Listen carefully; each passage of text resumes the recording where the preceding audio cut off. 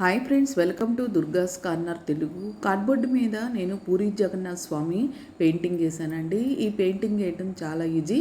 మనకు కావాల్సిన సైజులో కార్డ్బోర్డ్ని రౌండ్ సర్కిల్లో డ్రా చేసుకోవాలి.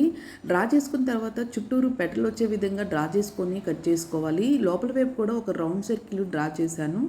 లోపల వైపు గోల్డెన్ ఎల్లో కలర్ తోటి ఫిల్ చేశాను. చుట్టూరు పెటల్స్ దగ్గర క్రిమ్సన్ కలర్ తోటి ఫిల్లింగ్ చేశాను. ఇది ఓన్లీ ఫిల్లింగేనండి. మనం పెయింటింగ్ రానోళ్ళు ఎవరైనా సరే ఈ పెయింటింగ్ చాలా ఈజీగానే వేసేసుకోవచ్చు.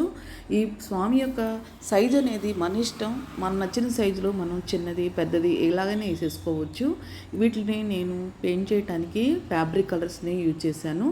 ఈ కార్డ్బోర్డ్ మీద వేసిన పెయింటింగ్ ఏది పాడు కాదండి. ఎన్ని సంవత్సరాలు సరే ఈ పెయింటింగ్ ఇలానే ఉంటుంది. చెక్కు చెదరదు, కనీసం షైనింగ్ కూడా తగ్గదు. ఆ తర్వాత లోపల వైపు స్వామికి ఐస్ చుట్టూరు గోల్డెన్ ఎల్లో కలర్తోనే ఈ విధంగా వేసాను. ఆ తర్వాత ఐస్కు బార్డర్లో ఇట్లాగూ క్రిమ్షన్ కలర్తో వేసేస్తున్నాను. ఇది పెయింటింగ్ వేయడానికి నేను రౌండ్ నెంబరు సెకండ్ నెంబర్ బ్రష్ని తీసేసుకున్నాను. చూస్తున్నారు కదా ఎంత ఈజీగానో మనం స్వామి పెయింటింగ్ చేసేసుకోవచ్చు. ఈ కార్డ్బోర్డ్ మీద నేను చేసినటువంటి పెయింటింగ్లు చాలా ఉన్నాయండి. అది నేను ముందు వచ్చే వీడియోలో నేను వేసిన కార్డ్బోర్డ్ మీద వేసిన పెయింటింగ్లు అన్నీ మీకు ఒకసారి షేర్ చేస్తాను. ఇక్కడ లోపల వైపు ఈ స్వామికి బ్లాక్ కలర్ తోటి ఫిల్ చేసేస్తున్నాను. ఈ పెయింటింగ్ మొత్తం ఓన్లీ ఫిల్లింగేనండి. చూస్తున్నారు కదా, మొత్తం ఇలా బ్లాక్ కలర్ తోటి ఫిల్ చేసేసాను. ఆ తర్వాత 1 నెంబర్ బ్రష్ తోటి ఐస్ చుట్టూరు ఇట్లా ఐబ్రోస్ లాగా వేసాను. మూతి దగ్గర కూడా ఇలా 1 నెంబర్ బ్రష్తోనే ఈ విధంగా వైట్ కలర్ వేసేసాను. లోపల బ్లాక్ కలర్ తోటి ఫిల్ చేసేసాను. ఇలా ఫిల్ చేసిన తర్వాత స్వామికి ఇక్కడ నార్మల్గా వైట్ కలర్ వేసి మధ్యలో బొట్టు పెట్టానండి.